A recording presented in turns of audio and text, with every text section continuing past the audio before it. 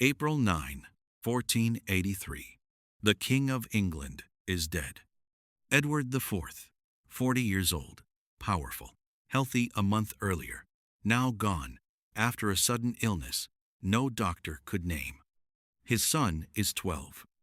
Edward V. The boy is in Ludlow Castle when he hears the news, 200 kilometers from London. His mother is in the capital with his younger brother. His father is being prepared for burial in Westminster Abbey. He is now the King of England. He will reign for 11 weeks. He will never wear the crown.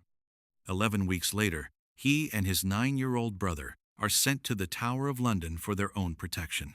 They are placed in the royal apartments. They are seen playing in the courtyard. They are seen at the windows. Then they are not seen. They are not seen the next day, or the day after, or the week after. By autumn 1483, the two princes have vanished. No bodies are found. No graves are dug. No murderer is named.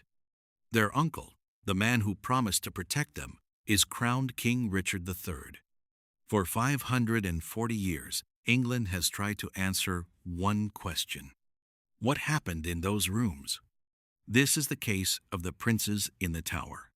Most people who have heard this story think they know the answer. Richard did it, the wicked uncle, the hunchback king from Shakespeare, the man who killed his nephews to take the crown.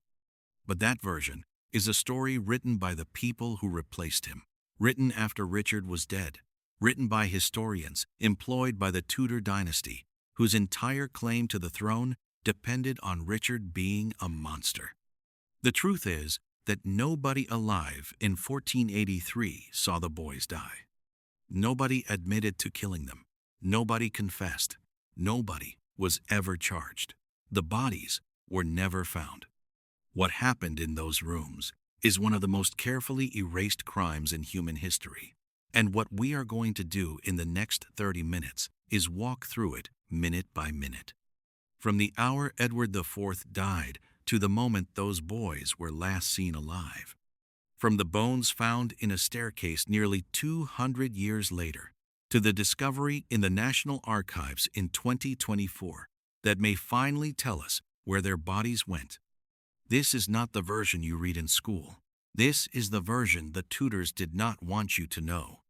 To understand what happened to these two boys, you have to understand the family that put them in that tower. Edward IV was a fighter king. He took the throne by force in 1,461 inches, the middle of a 30-year civil war called the Wars of the Roses. Two royal families, the House of York and the House of Lancaster, had been killing each other for the English crown for 3 generations. Edward was a Yorkist. He was tall. He was handsome. He was charming. He was, by the standards of medieval kings, deeply unusual. Because instead of marrying a foreign princess for political alliance, he married a commoner, a widow, a woman named Elizabeth Woodville, whose family was minor English gentry. This marriage shaped everything that came next. Elizabeth Woodville had a large, extended family, brothers, cousins, sisters. Once she was queen, every one of them got titles, lands, court positions, military commands. The Old English nobility hated this. They called the Woodvilles upstarts. They called the queen a witch. And the man who hated them most was the king's youngest brother, Richard, Duke of Gloucester. Richard was loyal to Edward. He had fought beside his brother in battle. He had ruled the north of England as Edward's deputy for over a decade. He was, by every account that survives, a competent administrator and a respected military commander. He also detested the Woodvilles. When Edward IV died in April 1483, the king's 2 sons inherited a kingdom split down the middle. The Woodvilles, the queen's family, controlled the young king, Edward V. Richard, the king's uncle, controlled the army and the loyalty of the old nobility. Edward IV knew this fracture. In his will, he made one clear instruction. His brother, Richard, was to be Lord Protector. Richard would govern England until Edward V was old enough to rule alone. Richard was supposed to be the guardian. The man trusted to protect both boys was the man who would crown himself king instead. The young king, Edward V, was at Ludlow when his father died. He had been raised there since the age of 3, in the household of his uncle on his mother's side, a man named Anthony Woodville. Lord Rivers. The Woodvilles moved fast. They sent a message to Edward V to come to London immediately. They wanted him crowned before Richard could intervene. A boy king under their control would mean another 20 years of Woodville power. Richard moved faster. In late April 1483, Richard intercepted the king's traveling party at a town called Stony Stratford. Anthony Woodville and the king's other guardians were arrested. The 12-year-old Edward V was told that his uncle Richard would now escort him to London personally. Edward did not know this yet, but the trap was already closing. The royal party rode south. Richard was deferential. He addressed Edward as Your Grace. He bowed to him in public. He let the boy ride at the front of the procession. When Elizabeth Woodville heard her brother had been arrested, she did something significant. She fled into sanctuary.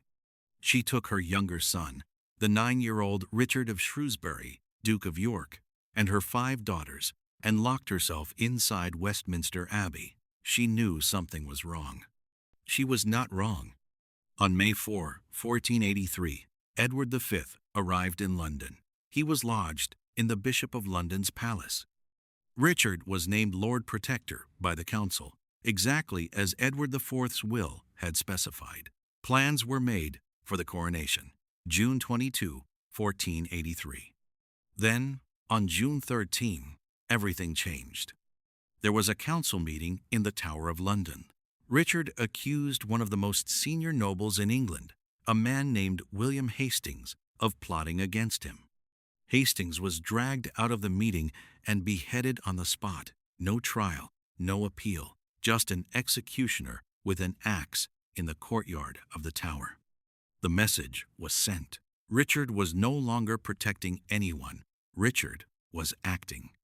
3 days later, on June 16, 1483, a delegation of bishops and lords visited Elizabeth Woodville in her sanctuary at Westminster Abbey. They told her that her younger son, Richard of Shrewsbury, was needed at the Tower of London. His older brother, the king, was lonely. The king needed his brother to keep him company. She refused. Then they told her she had no choice. The boys were taken to the tower together. Within 7 days, the coronation of Edward V was cancelled. Within 10 days, Edward V was declared illegitimate. Within 14 days, Richard was crowned King of England. The 2 boys were last seen, separately, by witnesses in late June or early July, 1483. After that, every mention of them in the historical record is a rumor, a question, or an accusation. They were 12 and 9 years old. Let's walk through what we actually know about those last weeks. The Tower of London in 1483 was not a prison. That came later. In the 15th century, the Tower was a working royal palace. It was the official London residence of the king. It had royal apartments. It had gardens. It had a menagerie with live lions and a polar bear. Kings stayed there before coronations.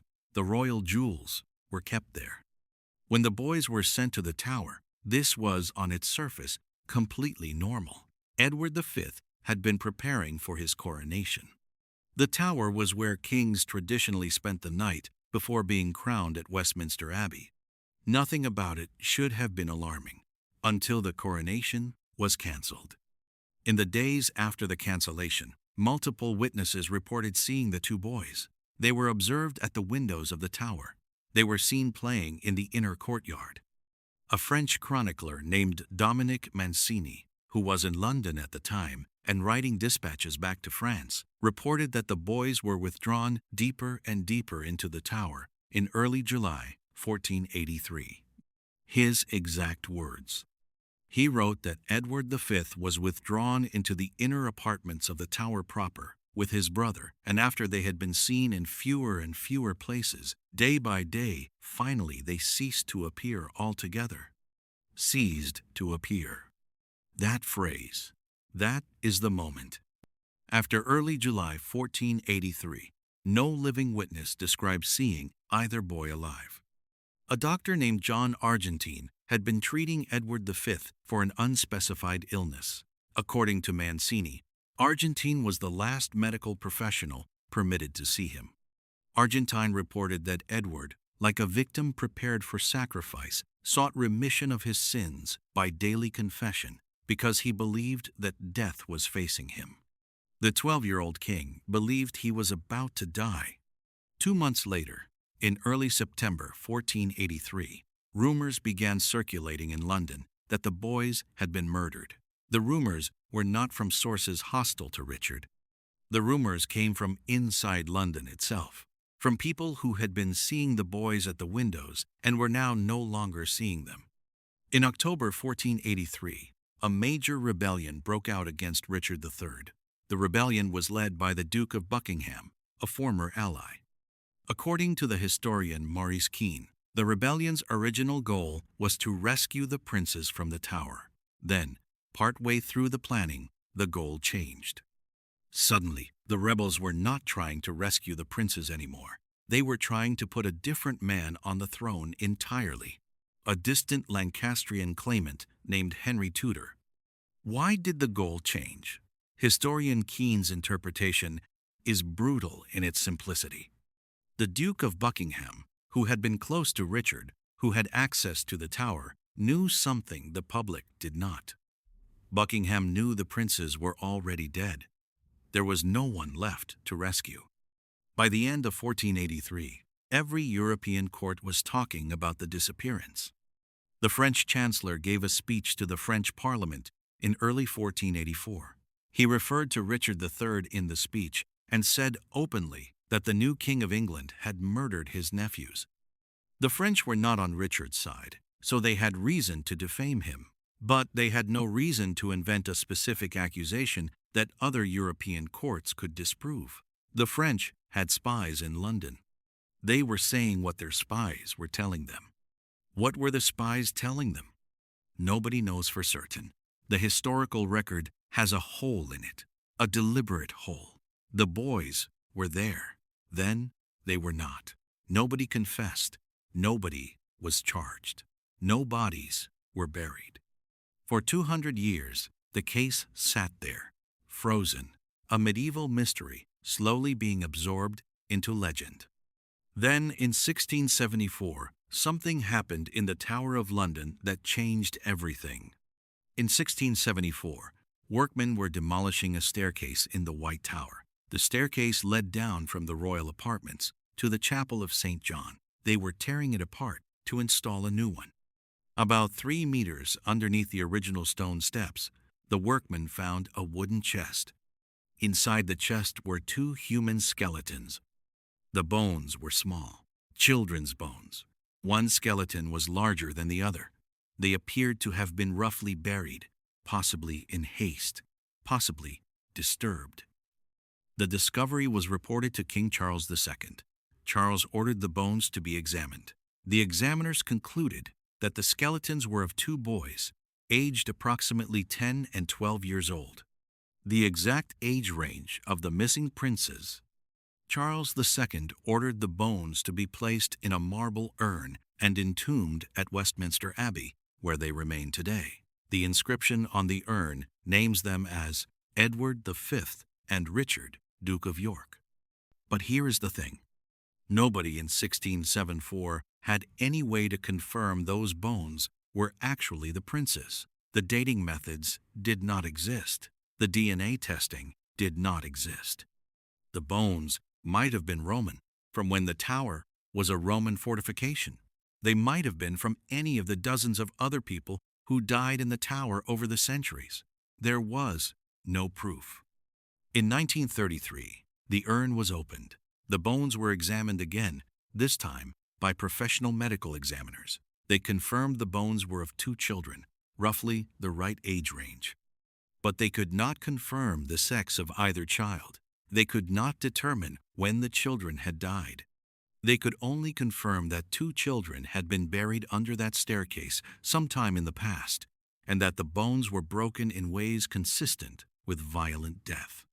For 90 years after that, the bones sat in their urn, untested, undisturbed. Then, in 2024, two things happened that changed the entire case. First, in December 2024, the National Archives announced a discovery. A historian had found a 16th century registry of wills. In one of those wills, a woman named Margaret Capel, dying in 1516, bequeathed to her son a gold chain. According to Margaret's will, that chain had originally belonged to Edward V. Margaret Capel was the sister-in-law of Sir James Tyrrell. Tyrrell was the man Thomas More accused of physically murdering the princes in 1502, 20 years after the fact. Sir James Tyrrell was executed for treason in 1502. He may have confessed to the murders before his execution. The records are unclear. But this 2024 discovery created a chain of custody, literally. A piece of Edward V's personal property was in the possession of Tyrrell's family 33 years after Edward vanished. How did Tyrrell's family get a chain that belonged to a missing child king? There is one obvious answer.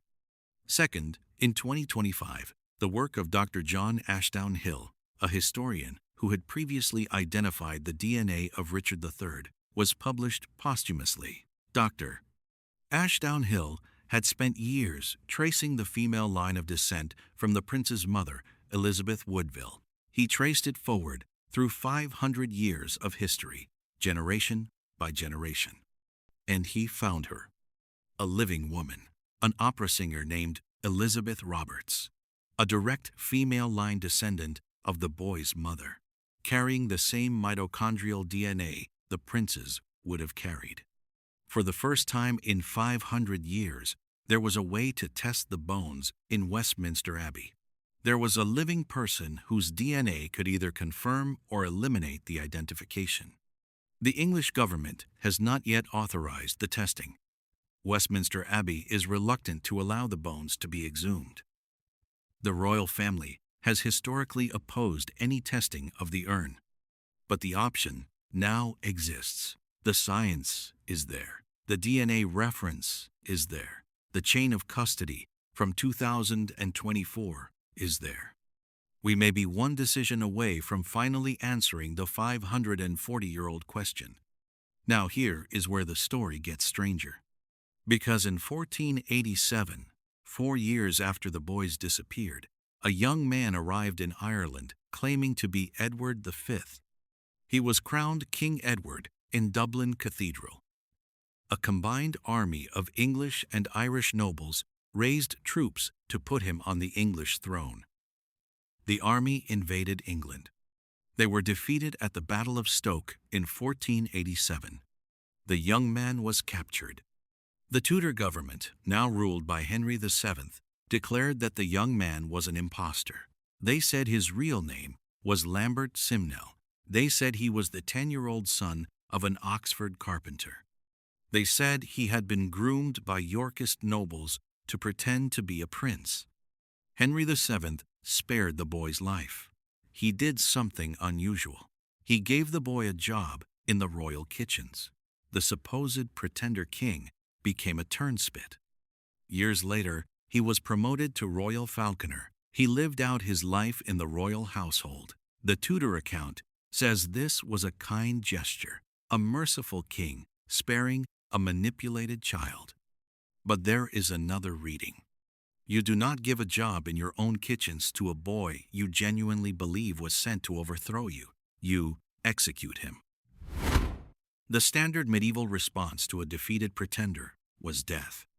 Lambert Simnel was the only pretender in English history to be welcomed into the royal household. Unless the king knew something. Unless the king knew that the boy was, in fact, related to the royal family, and killing him would create a scandal the Tudors could not survive. Then, in 1491, 4 years later, it happened again. A young man arrived in the Burgundian court in what is now Belgium. He was claiming to be Richard of Shrewsbury, the younger of the two princes. He said he had been smuggled out of the Tower. He said his life had been spared. He said he was the rightful king of England. He had supporters: the Holy Roman Emperor, the King of Scotland, the Duchess of Burgundy, who was the actual aunt of the princes. She publicly recognized him as her nephew. He invaded England in 1497. He was captured. The Tudor government declared he was an impostor. His real name, they said, was Perkin Warbeck. He was the son of a Flemish boatman. This time, Henry VII was not so merciful. After 2 years in custody, Perkin Warbeck was hanged in 1499 for trying to escape. But here is what the records show. In 2021, the historian Philippa Langley, the same investigator who located the body of Richard III in a parking lot in Leicester in 2012, launched what she called the Missing Princes Project. She and her team applied modern police missing persons investigation methodology to the case. What they found, based on documents in archives in Belgium, the Netherlands, and Portugal, is a coherent alternate account. According to documents that surfaced during her project, both princes survived. Both were smuggled out of England. Edward V went into hiding under various aliases in continental Europe. Richard of Shrewsbury was raised in the Burgundian court of his aunt. If Langley is right, both pretenders were not pretenders at all.